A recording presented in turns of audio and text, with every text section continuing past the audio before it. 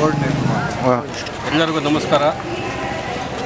ಇಂದು ವಿಶ್ವ ಶಾಂತಿ ದಿನಾಚರಣೆ ಪ್ರಯುಕ್ತ ಮಾನವೀಯತೆಗಾಗಿ ನಡಿಗೆ ಕಾರ್ಯಕ್ರಮವನ್ನು ನಾವು ಭಾಳ ವಿಜೃಂಭಣೆಯಿಂದ ಆಚರಿಸಿದ್ದೇವೆ.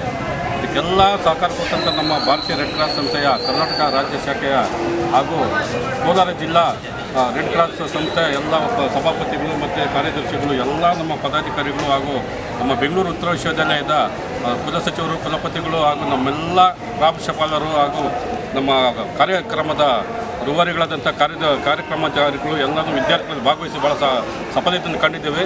ಇದು ನಮ್ಮ ಕೋಲಾರ ಜಿಲ್ಲೆಯ ಒಂದು ಇತಿಹಾಸ. ಯಾಕಂದರೆ ಸುಮಾರು ಬೆಳಗ್ಗೆ 6-7 ಗಂಟೆಗೆ ವಿದ್ಯಾರ್ಥಿಗಳೆಲ್ಲ ಒಂದು 20-30 ಕಿಲೋಮೀಟರ್ ದೂರದಿಂದ ವಿದ್ಯಾರ್ಥಿಗಳು ಬಂದು ಭಾಗವಹಿಸಿ ಒಂದು ಸಫಲತೆಯನ್ನು ಕಂಡಿದ್ದಾರೆ. ಇದಕ್ಕೆಲ್ಲ ಕಾರಣಕರ್ತರಾದಂಥ ಪ್ರಾಂಶುಪಾಲರು ಮತ್ತು ನಮ್ಮ ಯೂತ್ ರೆಡ್ ಕ್ರಾಸ್ ಕಾರ್ಯಕ್ರಮಾಧಿಕಾರಿಗಳೆಲ್ಲ ಭಾಗವಹಿಸಿದರು. ಸಕ್ರಿಯವಾಗಿ ಭಾಗವಹಿಸಿದಂಥ ಈ ಕಾರ್ಯಕ್ರಮ ಭಾಳ ನಿಜವಾಗ್ಲೂ ಅರ್ಥಪೂರ್ಣವಾಗಿ ಮುಗಿದಿದೆ. ಇದು ಒಂದು ನಮಗೆ ವೇದಿಕೆಯಾಗಿದ್ದು ನಿಜವಾಗಲೂ ಒಂದು ಸಂತೋಷ ಆಗ್ತದೆ. ಮುಂದಿನ ದಿನಗಳಲ್ಲಿ ನಾವು ಈ ಡ್ರಗ್ಸ್ ಅವೇರ್ನೆಸ್ ಬಗ್ಗೆ ಆಗಲಿ, ಕ್ಯಾನ್ಸರ್ ಅವೇರ್ನೆಸ್ ಬಗ್ಗೆ ಇನ್ನೂ ಆರೋಗ್ಯಕರವಾದಂಥ ಬೇರೆ ಒಂದು ಕಾರ್ಯಕ್ರಮ ಮುಖಾಂತರ ನಾವು ಇನ್ನೂ ಹೆಚ್ಚಿಗೆ ಕಾರ್ಯಕ್ರಮ ಹಮ್ಮಿಕೊಳ್ಬೇಕಿದೆ. ಸಮಾಜಕ್ಕೆ ಒಂದು ಸಂದೇಶವನ್ನು ನೀಡಬೇಕಾಗಿದೆ. ನಮ್ಮ ನಿಸ್ವಾರ್ಥ ಸೇವೆಯಿಂದ ನಾವೆಲ್ಲನೂ ಈ ಒಂದು ಕಾರ್ಯಕ್ರಮವನ್ನು ಹಮ್ಮಿಕೊಳ್ಬೇಕಾಗಿದೆ.